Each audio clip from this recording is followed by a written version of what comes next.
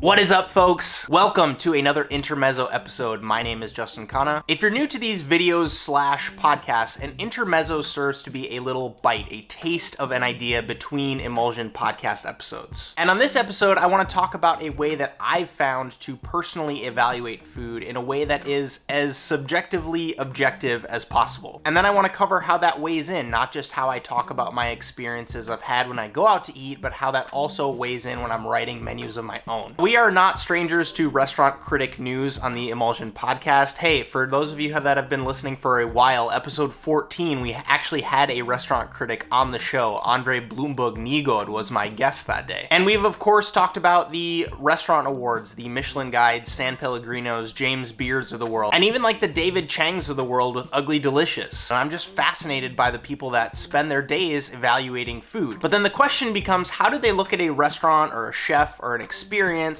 and deem that one is better than another in an objective sense? Having studied that information, having covered it for so long on the show, I've come up with more or less a way that I feel super comfortable with evaluating food and evaluating experiences, and it stood the test of time, so I'd like to share that with you on this episode. Hopefully, maybe it gives you a new perspective. So for me personally, when I go out to eat, when I eat a dish or a tasting menu or a burger or a popsicle, I break it down into two categories: flavor and execution. And you're probably like, yeah, of course you do. That seems super obvious. But with these as my two pillars, flavor and execution, I've allowed myself to remove all of the other distractions that don't weigh into when you're trying to look at food in a way that you can compare it across the board, where it doesn't matter what quote unquote level the food is at. You can compare one thing to another thing. So let me give you an example. I had this meal with my friend John a few years back in San Francisco at this restaurant called Californios. Incredible experience. Some friends of ours work there, but they get a lot of their inspiration from Mexican cuisine, and they found a way to elevate it. They've actually received a 2-star rating from the Michelin Guide. Pretty impressive.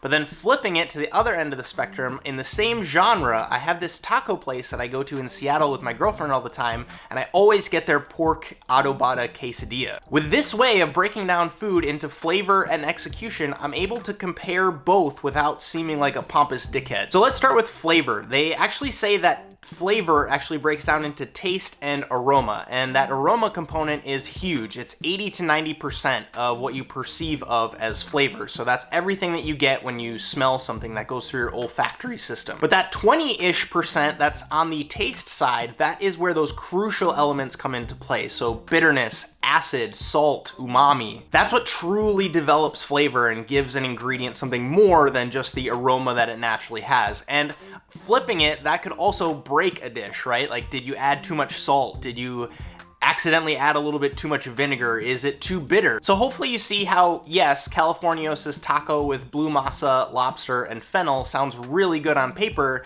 but it's an entirely different experience when they've actually seasoned it and carefully made the flavor part of the equation. It's the same thing with that quesadilla. From an aroma perspective, it's spiced pork, cilantro, avocado, onion, lime, some salsa, and then the corn tortilla and some cheese. But that lime also gives acid, and there's salt, and then the pork has umami. It just all adds up together. But that's only 50% of the equation. Notice I haven't talked about cooking methods yet. I haven't talked about temperatures or textures or presentation or how it's served. All of that falls under the execution category, and I need to talk about it because it's so important. Remember my This Place Called video when I went to Osteria Francescana and I talked all about the crunchy part of the lasagna dish, and I felt like I was just missing that chewy pasta texture? That's execution. The flavor was really good. The burnt pasta flavor was there. The bolognese was seasoned really well. The bechamel was really, really good. But the execution fell short. You see what I mean? Just because a chef has really great ingredients, their palate is really good, they can cook, their sauce is always going to be on point,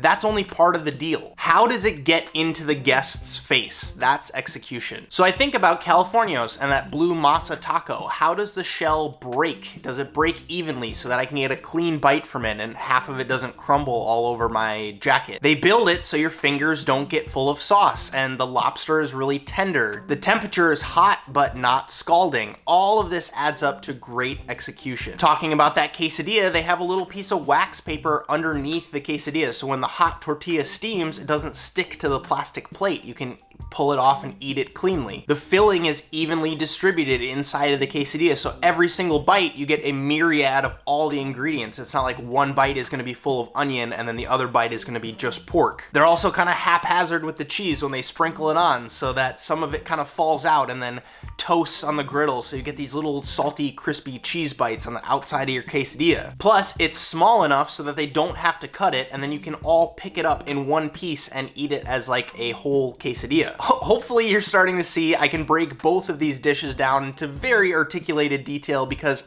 I'm relying on flavor and execution to be the judges. So many of you have been asking me critiques on dishes and components, and should I add this, and does this sound good with this?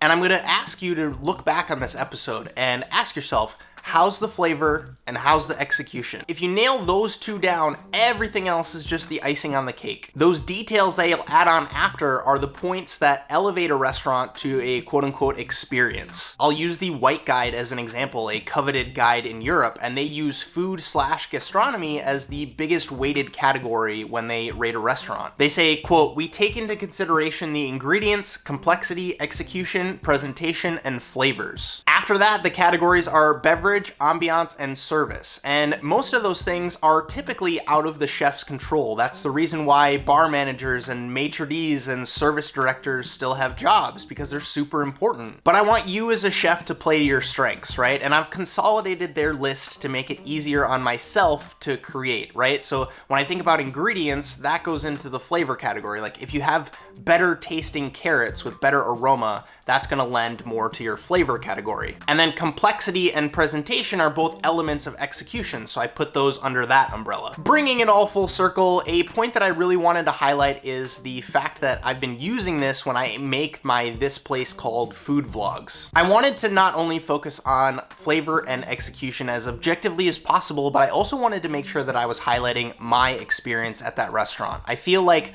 too often restaurant guides will go visit a place just once, have that experience be the benchmark that they take on their review, and then they'll publish it, and then expectations get all wonky, right? Because maybe they had a really good day, and maybe they had a really bad day, and then that's their impression of the restaurant. And I certainly blame that aspect on a lot of the reason why there's so much controversy around so many of these guides. And there's no doubt that they will make or break a restaurant. I just find that I'm very forward about my personal experience at the restaurant, and that's what I try to convey. At least I hope I am. Food is hard. Serving people food is a theatrical production, no matter how big or how small or how cheap or how expensive the place is. But you as a chef should be focused on flavor and execution. When you're thinking about a new dish, give it a try. Try to figure out how you can maximize both of those pillars, and I think it's gonna make a really good impact on your food. That quote from the White Guide I referenced earlier, I edited it. The real quote is, "We take into consideration the concept, idea, personality, style of the kitchen, as well as the ingredients, complexity, execution, presentation, and flavors." Concept, idea, personality, style. That part comes next. But that's another Intermezzo episode. I appreciate your ears. My name's Justin Khanna. Have a good one.